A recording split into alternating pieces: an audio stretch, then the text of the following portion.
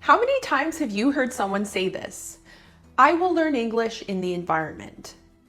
A lot of people who move to an English-speaking country say this as an excuse to avoid studying the language before moving to the country. It sounds nice, right? You move to a new country, you live there, and somehow the language will enter your brain. But most people who try this method quickly realize that it doesn't work so well. They struggle with grammar, vocabulary, and confidence. Now, there's a new trend that sounds very similar. It's called comprehensible input. Comprehensible input. Comprehensible input. Comprehensible input. There's 20 or 30 years of research on this. Comprehensible input. On comprehensible input. Comprehensible input. YouTube videos promise that you can become fluent in English by simply watching and listening to simple content. No expensive classes or classroom instruction, no textbooks, no conversation practice, no writing exercises. All you need to do is sit back and watch some YouTube videos and the language will enter your brain and bam, all of a sudden you're fluent in English. It sounds a little too good to be true, right? Hey guys, Evelyn here. Welcome back to my channel. In today's video, we are going to take a closer look at a learning style that has been advertised here on YouTube as the only way to become fluent in English.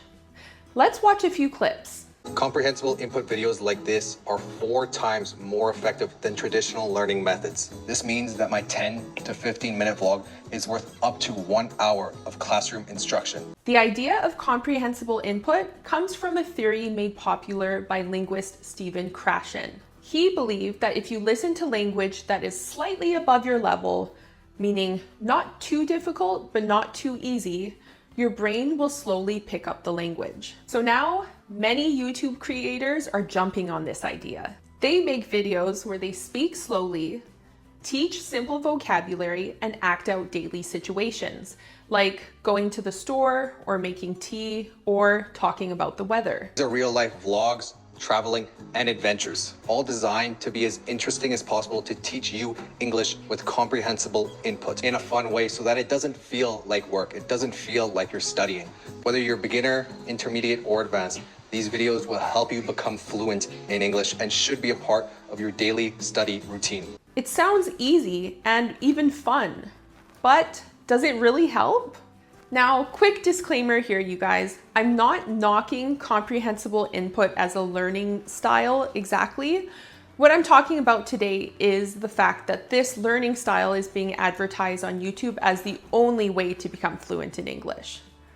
Let's talk about some reasons why this might not be the case. One big issue is that language learning has 4 parts: listening, reading, speaking, and writing. Now, I'm going to put up some screen recordings of Stephen Krashen's article where he explains the difference between comprehensible input and more traditional styles of learning. Their language in one way and only one way, when we understand messages. We call this comprehensible input. Comprehensible input, in my opinion, has been the last resort of the language teaching profession. We've tried everything else. We've tried grammar teaching, drills and exercises, computers, etc. But the only thing that seems to count is getting messages you understand, comprehensible input. And this may come as a bit of a surprise to some of you.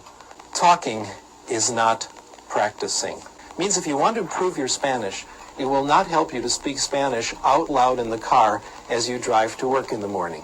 On the other hand, if we were a German class and we could hang together for a couple of weeks, say an hour a day of German, and I could keep the input light and lively, as in the second example, you'd start to acquire German. It would come on its own, and eventually you'd start to talk. Your speaking ability would emerge gradually. YouTube videos that focus on comprehensible input only focus on listening and a bit of reading. You don't get practice speaking or writing, and as you guys know, these are the 2 skills that learners find most difficult. And here's another issue. Let's talk about grammar. As you guys know, I have published several videos on very complex grammar structures that mostly only native speakers know. I'll put the link somewhere on the screen here and you guys can check that out. As you guys know, Grammar gives you the tools to build sentences. Without grammar, how do you know if your sentence is correct? Just watching someone say, "I go to store now," sounds comprehensible, but it doesn't teach you how to speak proper English. And if you keep hearing mistakes or simple sentences, your brain just might not get the full picture of the language.